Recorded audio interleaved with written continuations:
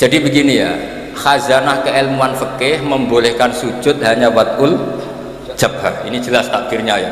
Wala yajibu watu yadaihi wa rukbataihi wa qadamaihi fil adhar. Menurut Imam siapa?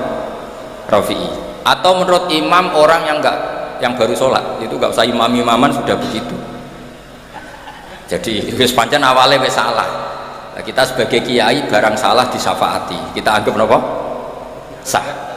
Kayak Kanjeng Nabi ini ora melok dosa tapi siap nyafaati umat sing tukang dosa. Mulane apik-apike Nabi Muhammad sallallahu alaihi wasallam. Lah wong ora melok dosa kok mikir nasibe wong dosa. Iku nek ra saking apike wong. Ora melok dosa mikir nasibe wong. Lah repote sing dosa dhewe ora mikir nasibe. Lah mulane kula nabi Kanjeng Nabi sakit.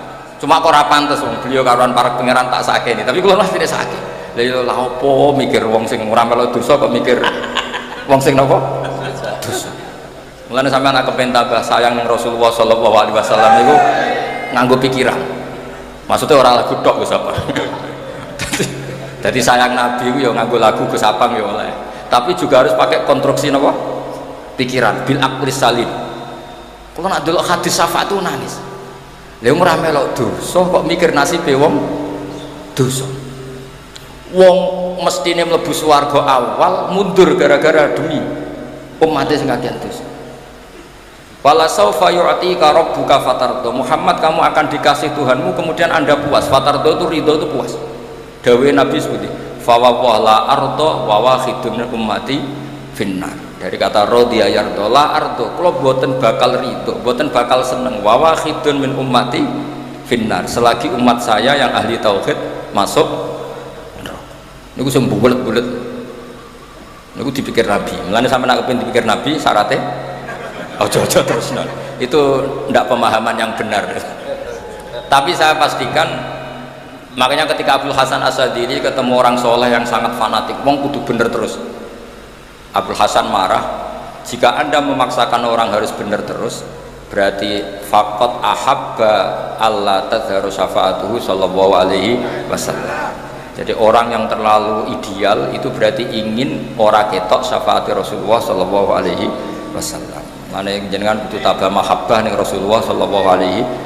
Jadi beliau direwangi tahajud itu demi punya hak napa? Syafaat. Nah, perangkat yang dipakai apa? Ya sujud. Makanya saya memulai malam ini dengan sujud. Perangkat yang dipakai Rasulullah itu apa? Sujud. Nabi Nuh angkat tangan, Nabi Ibrahim angkat tangan, Nabi Isa angkat tangan, Nabi Musa angkat tangan. Tapi Rasulullah itu tahu betul bahwa yang namanya Allah itu Tuhan. Tuhan itu tidak terbatasi oleh hukum akhirat. Jadi kira iso di pendapat kayak Mu'tazilah, ingat loh Allah ini sudah akhirat loh, sudah finish, nggak bisa diulang-ulang lagi, nggak bisa. Allah tetap yaf'alu ma yasha.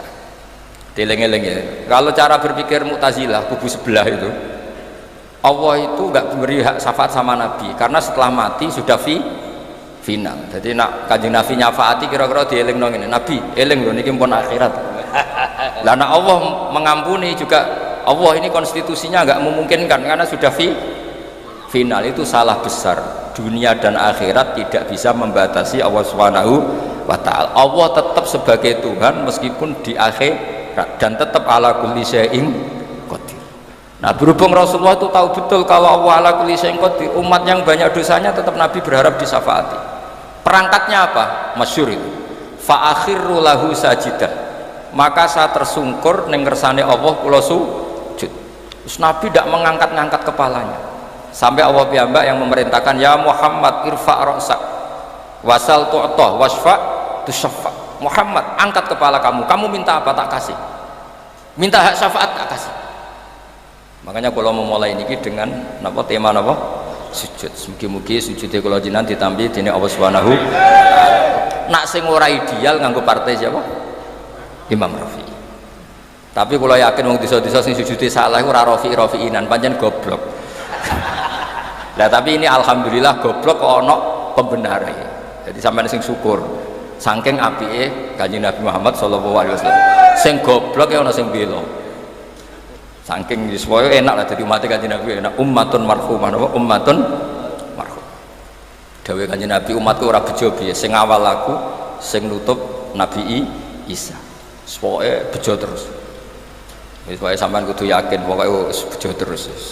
Walana busyra napa? Bisadin mustamirin laisa yanfat haitsu utina atau an jama'al fakhral mabad. Pokoke seneng mustamir, seneng terus menerus, ora pas nyanyi tok. Kados Gus Abang mboten seneng ku terus menerus. Kula seneng Nabi terus menerus, ora pas nyanyi tok. Tapi Gus Abang nggih sami, seneng terus. Tapi saya ulang lagi, seneng Nabi itu jangan hanya nyanyi, konstruksi pikirannya itu yang benar. Saya akhir-akhir ini sering matur tentang khalayak ramai. Seneng sejati itu adalah konstruksi akal, al-iltidzat al-akli. Kita punya kenyamanan berpikir. Misalnya Rasulullah mengajarkan hadhil alam khalaqaha Allah. Alam ini diciptakan Allah. Kenapa? Karena konstruksi pikiran Islam itu sederhana. Hadhil alam ini maujudah. Bumi langit kadung maujudah. Di mana-mana maujudah pasti disebabkan oleh sesuatu yang wujud. Berhubung yang wujud ini penyebab, maka berstatus super, yaitu disebut wajibil wujud. Berhubung wajibil wujud ini pencipta, maka harus berstatus qadim. Niku kula turu iso, mergo ajaran Islam masuk akal. Dan ya umpama Islam ngajari ngene, bumi iku sing gawe Yesus. Tapi lahirnya bumi, lahirnya Yesus ning bumi. Wong bumi kok ambek pangerane dhisik bumi. Bingung gak? Cara akal itu. Gak iso turu cara kula ana ajaran ngono. Umpama diajar ngene, Firaun itu pangeran. Nah, makanya digojlok oleh Nabi Musa. Pangeran sapa Musa? Rabbukum wa rabbu abaikumul awalin. Saya mengerani buyut-buyutmu. Nak kowe pangeran berarti buyutem sakake gak duwe apa? Pangeran. Tapi Islam itu mengajarkan sesuatu yang menyamankan akal. Wajadah halawatal iman. Makanya kata Ibnu Hajar Al-Asqalani, Nabi bukan sekedar al-jamalul wajhi, wajahnya ganteng, tapi al-jamalul akli, akal cara berpikir juga ganteng. Sehingga kita ngikuti itu enak sekali. Kita diajari bahwa hadhil alam khalaqahal maujud. Karena maujud ini pencipta berstatus super, namanya wajibul wujud. Karena pencipta statusnya harus qadim, harus Allah. Kan enak terus iso turun. Jadi misalnya ke darani sing dadi pangeran kuwi ali kan bingung. Nih kanca kula mulai alit, mulai zaman ra usah iskal aku. Zaman dereng kawin piyambake santri kajen kula santri sarang, tapi sering teng kamar kula ya. Nganti dekne dadi kiai. Dadine kiai dhisik kula, nak Habib mulai lahir mun Habib. Dadine kiai dilatih Gus Zaki, dilatih kula. Nak Habibe mulai lahir. Terus benten nggih. Nak Habib ku badatu Rasulillah mulai lahir nggih. Nak nyai latihan ya kudu sabar ngempet. Tapi ini kita mau Habib Ali Sarah, kalau buatan gocok Habib ya, buatan pantun. Habib Ali pantun mulai alit kan dulu. Terus kadang ya. Dan terus kula mohon lah, mencintai Rasulullah itu juga harus dibangun oleh liqaumi yaqilun, liqaumi yatafakkar. Masalah sosial juga gitu. Rasulullah itu ngajarkan kowe cung nak iman be Allah be hari akhir mulyakno tangga mulyakno tamu ambek bojo sing apik ambek anak sing apik. Sehingga banyak pakar mengatakan laulam yakun majaa bi Muhammadun dinan lakana fi aqlin nasi hasanah. Andai kan Muhammad tidak mengatakan itu agama, akal manusia pun mengatakan semua yang dibawa itu baik. Ajaran kok enak ngono mbek kanca hormat, sing lomo mbek tangga, sing lomo mbek anak. Ojo gampang suudon mbek wong liya. Itu andekan di atas namakan agama, akal pun menerima. Begitu juga ajaran tentang Allah itu qadim. Allah itu al-awwal. Di mana-mana pencipta ya lebih mendahului yang diciptakan. Coba misalnya agama ini cerita sing dadi pangeran si A, lahirnya ana taune 2000 pira. Terus bingung. Wong pangeran kok duwe tanggal apa? Lahir. Mulane kula saged turu. Mulane kula niku korban ayam terus sering turu kula. Mergo duwe agama yang menyenangkan pikiran. Umpama agama iki konsep sing gak masuk akal, ora iso turu aku ya. Ya mau misalnya sing didarani pangeran itu sing lahir di bumi. Mosok pangeran sing dipangerani dhisik sing di pangerani. Lah niku sing disebut al-jamalul aql.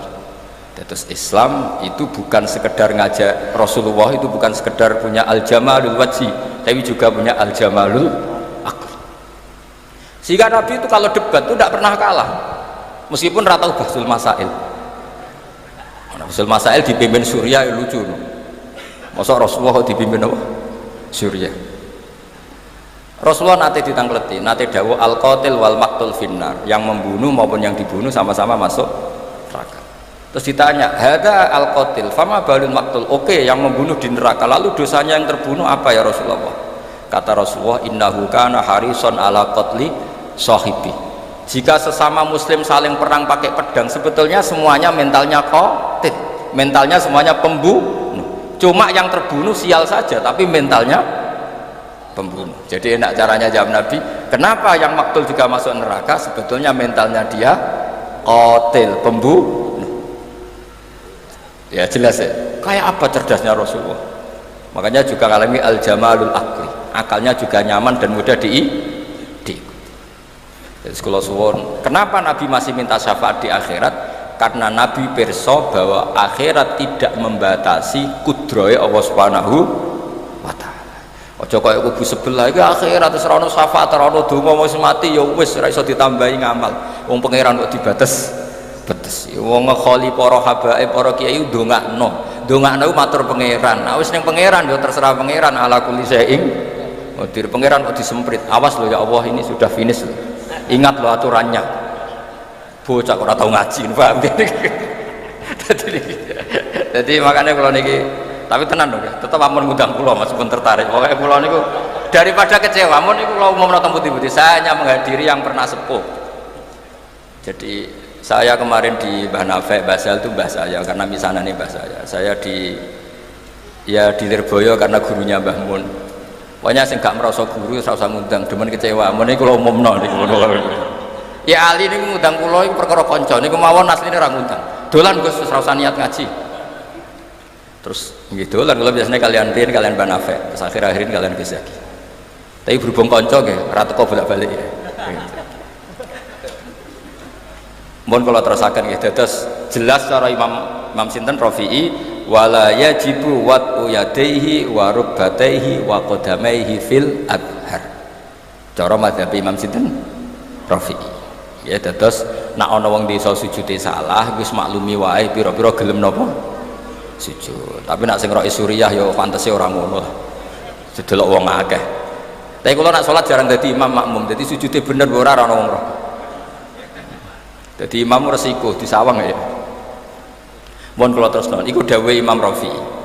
Terus kultu, ini dawai Imam Nawawi. Kita tahu dalam disiplin fikih Syafi'iyah, jika Nawawi dan Rafi'i khilaf menang mana? Menang Rafi'i. Jadi madzhab itu ya kayak politik.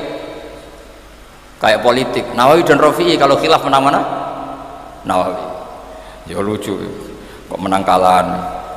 Kultu ngucap sapa ingsun to matur sapa ingsun al-adharu te sing oleh adhari ku wujubu wajibe wat'u yadaihi wa rukbataihi wa qadamaihi. Jadi cara Imam Nawawi sujud harus melibatkan apa?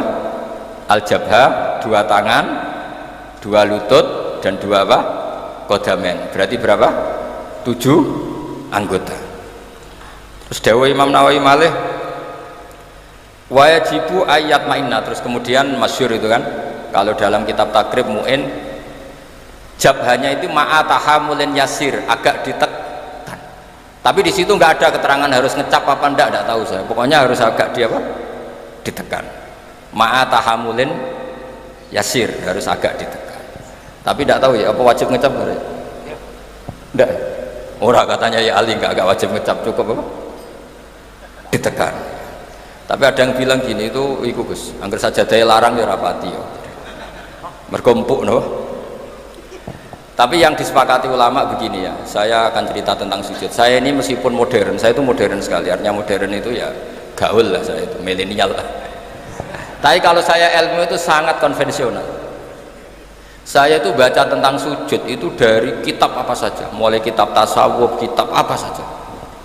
Begini ya yang penting, nanti di akhirat itu simahum fi wujuhihim min atharis, itu semua ulama mengatakan asari sujud adalah nurun fil wajhi, adalah cahaya di wajah, sehingga nanti Rasulullah niteni umat itu yaumatarul mu'minin al mu'minati apa yas'a nuruhum. Jadi Nabi nanti niteni jenengan itu karena wajahnya bersinar. Jika anda wudunya sempurna maka sinarnya akan sempurna. Maka kata Rasulullah, kalau kamu ingin saya kenal, inna ummati yut'auna yaumal qiyamati hurran muhajjalin min atharil wudu. Makanya meskipun nutul begini sah, tapi itu bahaya gak dikenali Nabi, karena mesti kelip-kelip, paham ya? Sakjane cari Imam Syafi'i kan sya'ratun wahidah sing lam takhruj an khadir ra'si itu sah.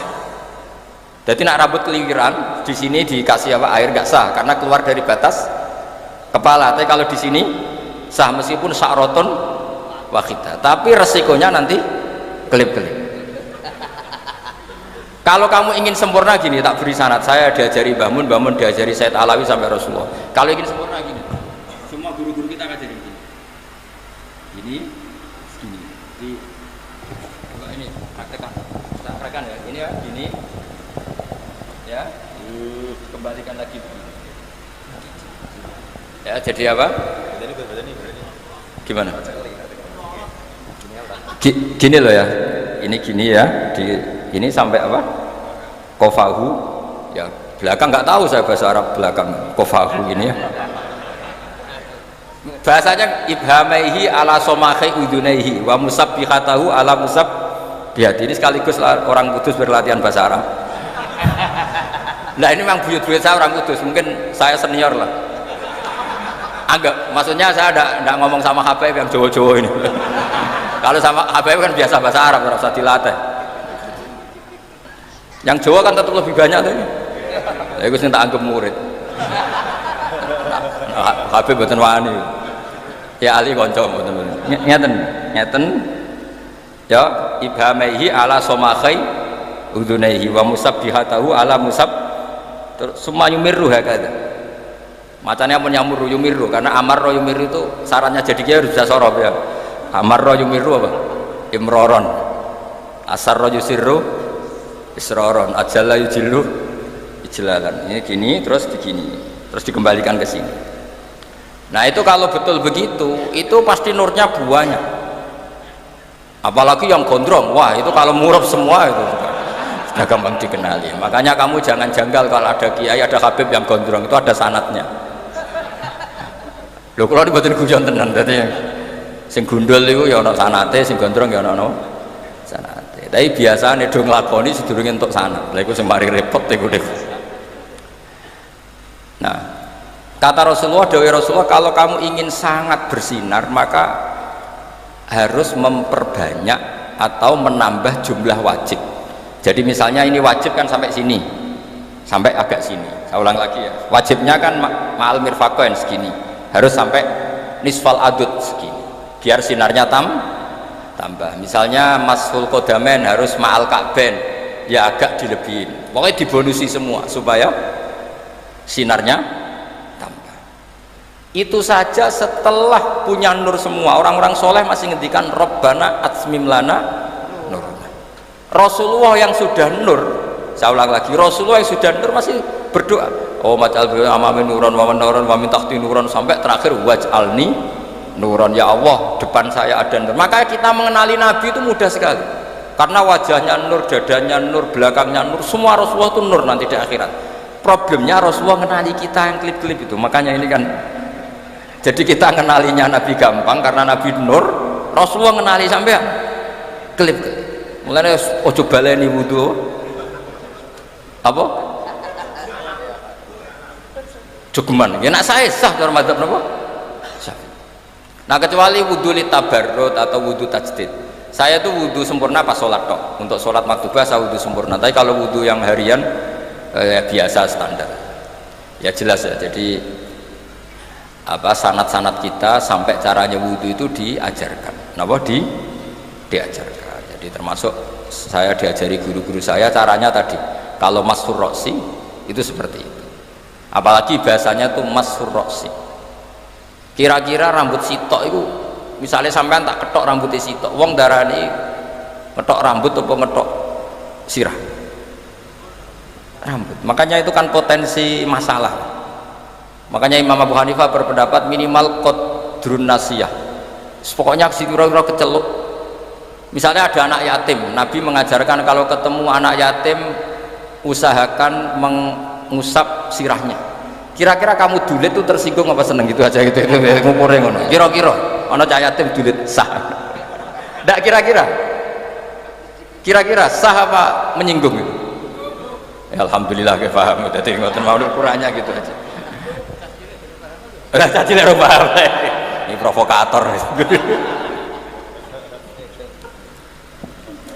Tapi begini ya, apapun itu sampean cocok tidak cocok itu ilmu ya. Yang dikatakan Imam Rafi'i itu ilmu. Jadi menurut beliau yang namanya sujud itu cukup wad'ul jabhah, ini alhamdulillah. Menurut saya Imam Rafi'i juga agak salah. Logikanya gini, termasuk murtad i'tiqadi, murtad fi'li itu adalah orang sujud pada berhala. Saya ulang lagi, termasuk yang menjadikan murtad orang sujud pada, kira-kira sekedar wad'ul jabhah sah murtadnya apa harus melibatkan anggota tujuh? Wadul jabal, iya. Wong go murtad sah kok go sujud rasah. Kira-kira gitu cara pikiran Imam Jawa Rafi. Lah yo go murtad sah kok digo salat ora sah. Jadi cara kula dadi pendukung Imam Rafi'i, muhibbine Imam Rafi'i niku carane bela seperti wong sujud ning berhala. Iku untuk jadi murtad melibatkan tujuh anggota apa cukup baduk etok? Baduk etok. Ya wis nak ngono go murtad sah yo go salat. Sah, iku cara pikirane siapa? Imam Rafi'i. Nah cara kalau memang pikiran Imam Nawawi sujud yang pangeran itu sempurna, cek sombong sing sujud batu etok, kira-kira gitu. Ben sempurna melibatkan tujuh berapa anggota. Terus kalau saya ada uzur, insya Allah saya bantu baca Minhajut Thalibin seperti yang saya baca tadi.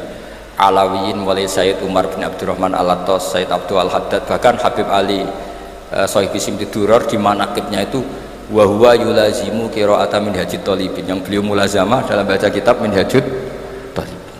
Dan saya mencintai beliau sekali karena saya punya kitab beliau dikasih Habib Muhammad namanya Al-Anfas Al-Habasyiyah.